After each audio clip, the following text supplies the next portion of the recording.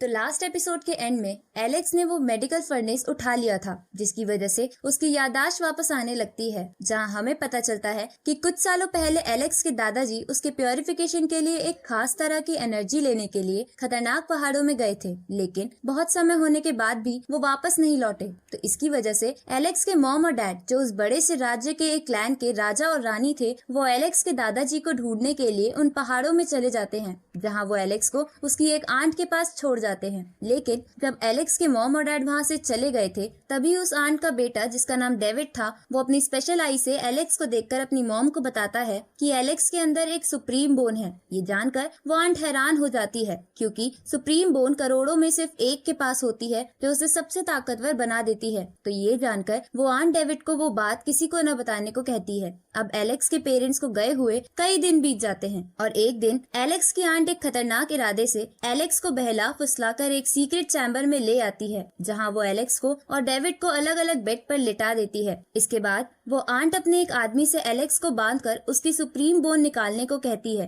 तो वो आदमी एक नुकीले चाकू की मदद से एलेक्स की बॉडी में छेद करके उस सुप्रीम बोन को निकाल लेता है, लेकिन इसकी वजह से एलेक्स को बहुत दर्द होता है, क्योंकि उसे बेहोश तक नहीं किया गया था। इधर उन सबको ये करते हुए एक नैन्सी नाम की बच्ची देख लेती है, जो एलेक्स के परिवार की ही बच्ची थी, और अब वो घबराकर किसी को बुलाने वहाँ से चली जाती है। इधर वो आदमी सुप्रीम बोन निकालकर डेविड के अंदर डालने लगता है, क्योंकि वो आंट अपने बेटे को सबसे ताकतवर इंसान बनाना चाहती थी, ताकि उसका बेटा पूरे साम्राज्य पर राज करे। अब जब वो आदमी ऐसा कर ही रहा था, तभी वहाँ एलेक्स के नाना जी आ जाते हैं और उस आदमी को मारकर उस आंट का गला पकड़ लेते हैं। तो डेविड अपनी गर्दन पर चाकू रखकर कहता है कि मेरी मॉम को छोड़ दो, नहीं तो मैं खुद को भी मार लूंगा। ये देखकर वो गुस्से में दोनों को अपने सबसे बड़े पूर्वज के पास ले जाते हैं, जो सभी क्लैंस का फैसला करते थे, जहां वो उस आंट को जान से मारने की गुजारिश करते हैं। जिस पर डेविड के पिता, जिसका नाम लुइस था, जो एलेक्स के पिता का भाई भी था, वो कहता है कि अब तो वो बोन ट्रांसफर हो चुकी है, तो प्लीज आप ऐसा मत कीजिए। तो एलेक्स के नाना जी बोलते हैं कि कम से कम मेरे पोते की सुप्रीम बोन वापस कर दो। ये सुनकर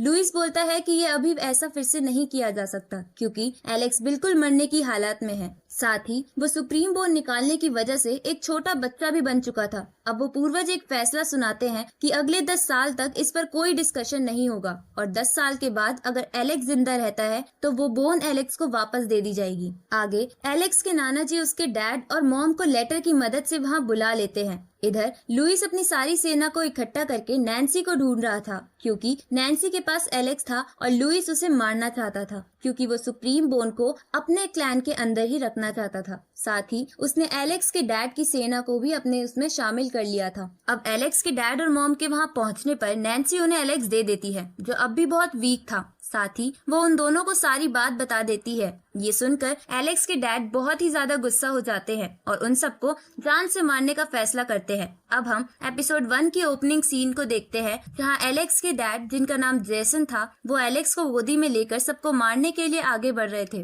पर वो सारी सेना उन्हें रोकने लगती है। पर जेसन उनमें से आधे से ज्यादा को एक ही झटके में खत्म कर देता है। ये देखकर लुइस उसे रुकने के लिए बोलता है, क्योंकि अब तो बोन ट्रांसफर हो गई थी, लेकिन जेसन इसके लिए नहीं मानता। तो लुइस उसे रोकने के लिए उससे लड़ने लगता है, लेकिन लुइस उसे नहीं रोक पाता। तो वो उस आंट को जेसन के हवाले कर देता है, जिससे गुस्सा होकर जेसन उसे जान से मार देता है। ये देखकर डेविड अपनी माँ की तरफ बढ़ता है, लेकिन जेसन उसको भी पकड़ लेता है। तभी वहाँ पर वो सबसे बड़े पूर्वज आ जाते हैं और उसे छोड़ने को कहते हैं, लेकिन जेसन इसके लिए नहीं मान रहा था, क्योंकि उसे बस अपना जस्टिस चाहिए था। तो ये जानकर वो पूर्वज गुस्से में डेविड की शक्तियाँ बहुत ज्यादा बढ़ा देते हैं और उसे उन दोनों पर अटैक करने को कहते हैं, लेकिन उस अटैक को जेसन अपनी ड्रैगन की पावर से रोकने लगता है। और इसी के साथ ये एपिसोड यहीं खत्म होता है।